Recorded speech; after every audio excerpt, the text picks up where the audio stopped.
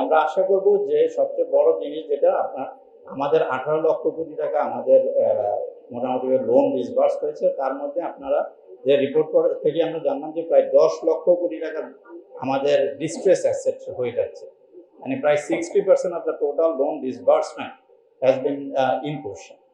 এইটা হচ্ছে আমাদের ফাইন্যান্সিয়াল স্টেবিলিটির সবচেয়ে বড় রিস্ক। গত 15 বছর ধরে আমরা Bangladesh capital market, Bangladesh financial সেক্টরটা যেভাবে গিয়েছে ঠিক সেভাবে গিয়েছে। আমরা অনেকদিন পরে একটা ক্রেডিবল ইলেকশন মাধ্যমে একটা নির্বাচিত সরকার এসছে, যার জন্য আমাদের এক্সপেকটেশনও বেশি ছিল যে ফাইন্যান্সিয়াল সেক্টরের সাথে সাথে আমাদের ক্যাপিটাল মার্কেটে যেটা গভর্নমেন্ট আসার আগে ওনাদের ম্যানিফেস্টোতে ক্লিয়ারলি ছিল যে ওনারা কি কি পরিবর্তন আনতে চান, সেই পরিবর্তনগুলি দেখতে পাবো। আমরা অত্যন্ত আনন্দের সাথে বলতে চাচ্ছি যে আমরা শুধু বাজেটকে বা ধরেন ক্যাপিটাল মার্কেটকে একটা আইসোলেটেড ইভেন্ট হিসেবে দেখতে চাই না বা আইসোলেটেড প্লেস। আমরা ক্যাপিটাল মার্কেটের উন্নতি যদি দেখতে চাই তাহলে আমাদের ম্যাক্রো ইকোনমিক সিচুয়েশনটাকে প্রথমে অ্যাড্রেস করতে হবে। যতদিন পর্যন্ত আমাদের ম্যাক্রো সিচুয়েশনটা ইমপ্রুভ না করে ততদিন পর্যন্ত আমরা যদি আশা করি যে আমাদের ক্যাপিটাল মার্কেট একটা উন্নতি দেখতে পারবো, সেটা হয়তো আমাদের খুব সঠিক সিদ্ধান্ত হবে না। আমরা প্রথমেই দেখতে চাচ্ছিলাম যে চারটা প্রধান সমস্যা আমাদের দেশে এখন ম্যাক্রো সিনিয়রিটি যদি আমরা চাই, একটা হচ্ছে যে এমপ্লয়মেন্ট, একটা হচ্ছে ইনফ্লেশন, আরেকটা হচ্ছে ফাইন্যান্সিয়াল স্টেবিলিটি, আর একটা হচ্ছে টেক্স সাস্টেনেবিলিটি। এই চারটার যদি কোনো উন্নতি আমরা না দেখি তাহলে ধরেন ম্যাক্রো সিনিয়রিটি চেঞ্জ হবে, এটা আমরা আশা করা ঠিক হবে না। আর যতদিন ম্যাক্রোটা সিচুয়েশনটা চেঞ্জ না হয় ততদিন একদম রাতারাতি ক্যাপিটাল মার্কেটে আমরা ব্যাপক পরিবর্তন যদি আশা করি সেটাও ঠিক হবে। দ্য গুড থিং ইজ যে আমরা যেটা দেখলাম যে এই বাজারে মোটামুটিভাবে আমাদের যে এক্সপেকটেশনগুলি ছিল, যে পরিবর্তনগুলি আমরা চেয়েছিলাম, সেই পরিবর্তনগুলিকে হাত দেওয়া হয়েছে। গত অনেক বছর ধরে যেটা হতো যে ক্যাপিটাল মার্কেট বলতে ধরেন বাজেটে কোথাও একটু ট্যাক্স কমাতে বা বাড়াতে, বা tax is one of the components of the capital market. But actually যে প্রধান সমস্যা সেটা হচ্ছে যে ধরেন আমাদের প্রাইভেট সেক্টর গ্রোথ চলে যাচ্ছে বিলো 5।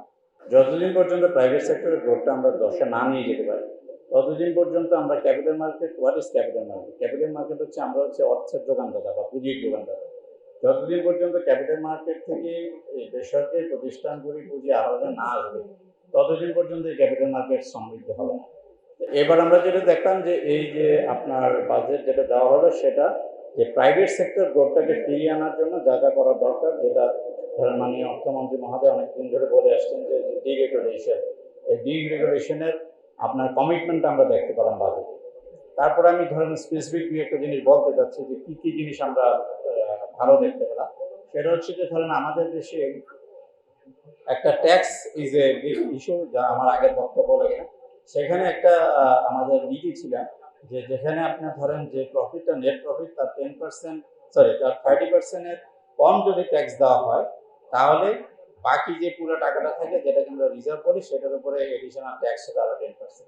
এটা এবার কমিয়ে নিয়ে আসছে, যেটা অত্যন্ত যুক্তিসঙ্গত। যেটা করা হয়েছে সেটা হচ্ছে যে 30% যে ট্যাক্সটা দেওয়ার কথা তার চেয়ে যদি কম দেওয়া হয়, ধরেন 25% দেওয়া হলো, বাকি 5% উপরে এডিশনাল পেনাল্টি ট্যাক্সটা ধরা হবে।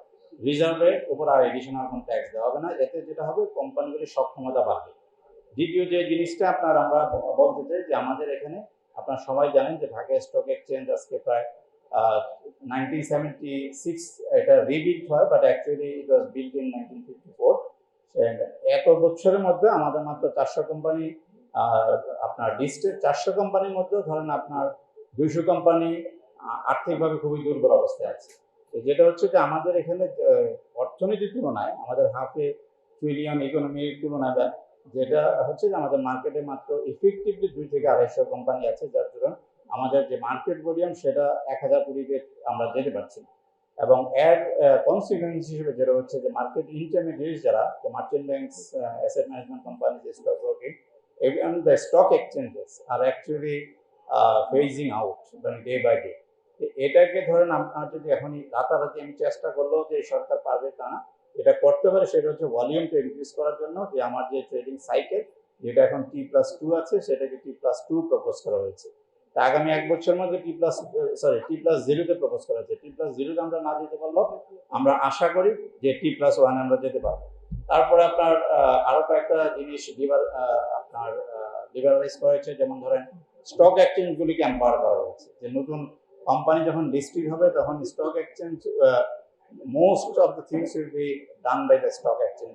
সেখানে রেগুলেটরি হিসাবে যেটা বিসেক কাজ করে তাদের ক্ষমতাটা কমিয়ে আনা হয় নাই, কিন্তু তাদের কার্য পরিধিটাকে কমিয়ে আনেছে। এতে যেটা হবে যে একটা বাংলাদেশে একটা কোম্পানি লিস্টেড হতে 2 বছর সময় যেত, সেটা আমরা আশা করি যে 180 দিনের মধ্যে এখন করা সম্ভব।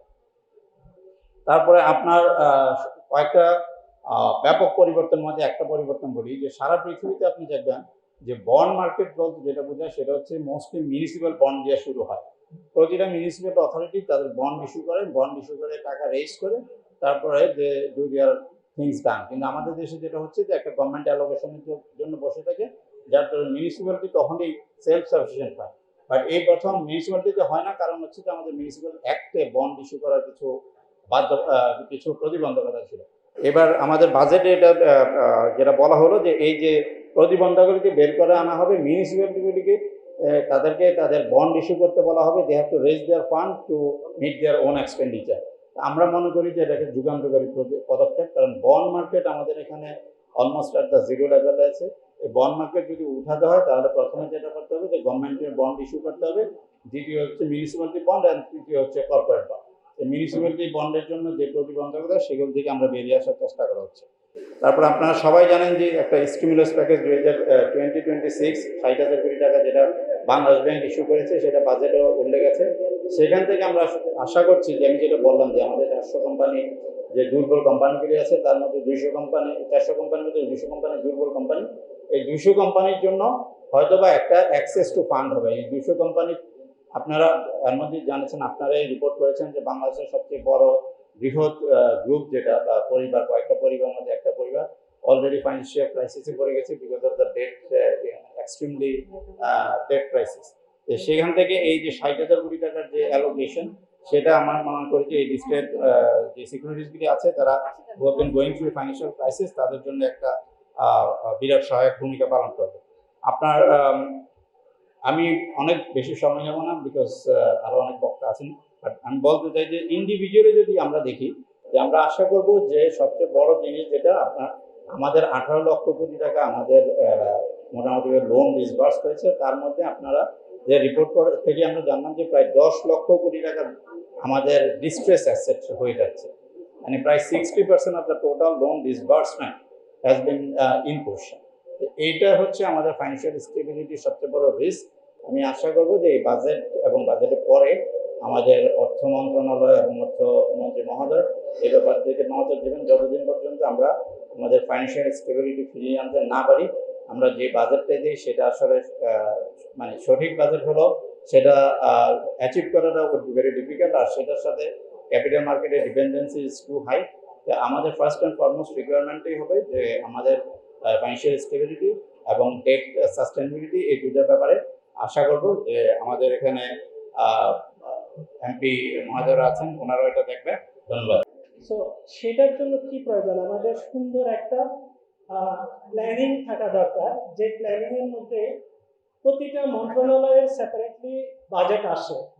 সো এই বাজেটগুলো যদি হচ্ছে আমরা পর্যালোচনা মন্ত্রণালয় থেকে আসে, যে একটা ব্যক্তি পর্যায়ে বাজেটের সুফলটা কিভাবে পাবে, সেটার যদি রূপরেখাটা একদম সাধারণ মানুষ পর্যন্ত জানতে পারে, স্থানীয় প্রশাসনের মাধ্যমেও যদি আমরা এই জিনিসগুলো ব্যাখ্যাগুলো যদি প্রতিটা মানুষকে বুঝাতে পারি, কারণ আমরা যারা, আমি একজন কৃষক, আমি কৃষি কাজ করে আমি এত জিডিপির হিসাব বুঝবো না, আমি বুঝবো হচ্ছে যে আমি কৃষক, আমি এই বাজেট থেকে আমার সুফলটা আমি কি পাবো। সো এই এই পর্যালোচনাগুলো যদি হচ্ছে মন্ত্রণালয় থেকে সুসংগঠিতভাবে একটা বিস্তর বিবরণ তুলে ধরে, সাধারণ মানুষের কাছে যদি সেটা প্রতিস্থাপন করে যে একটা কৃষক কিভাবে এই বাজেট থেকে সুফল পাবে, সেই ব্যাখ্যাটা যদি সুন্দরভাবে থাকে এবং প্রতিটা মানুষ যদি বুঝে যে হ্যাঁ এই মন্ত্রণালয় থেকে এই বাজেটটা আসছে, এই বাজেটের থেকে আমি ব্যক্তি এভাবে সুফল অর্জন করব, তাহলে হচ্ছে বাজেটের একটা বাজেট হওয়ার পরে যেখানে বাজেট যারা হচ্ছে কারাপ্টেড যারা থাকে, যারা কি বলবো এটাকে যারা সুফল ভোগ করে প্রতিটা বাজেটের থেকে, তাহলে কিন্তু আমরা ট্রান্সপারেন্সিটা খুঁজে পাবো যে আমি ব্যক্তি পর্যায় থেকে জানতেছি যে আমি আমি এই সুফলগুলো পাবো, আলটিমেটলি বছর শেষে আমি এই সুফলগুলো পাচ্ছি কিনা এই বাজেট থেকে। সো প্রতিটা মন্ত্রণালয়ের উচিত যে তাদের মন্ত্রণালয় থেকে যে বাজেটগুলো আসে সে বাজেটগুলোর আহ, পর্যায়ক্রমে ব্যাখ্যাগুলো কে কিভাবে কোন পর্যায়ে কিভাবে সুফলগুলো পাবে সেটা তুলে ধরা। সো এটা একটা মূল বিষয়। আরেকটা বিষয় হচ্ছে যে আসলে যত বাজেটই আসুক আমাদের দুটো দুটো ইথিক্স, একটা হচ্ছে মৌলিক অধিকার, আর একটা হচ্ছে মৌলিক সেবা। আমি সাংবাদিক ভাইদেরকে changeTV.press এক ফোঁটা হলুদও নেই।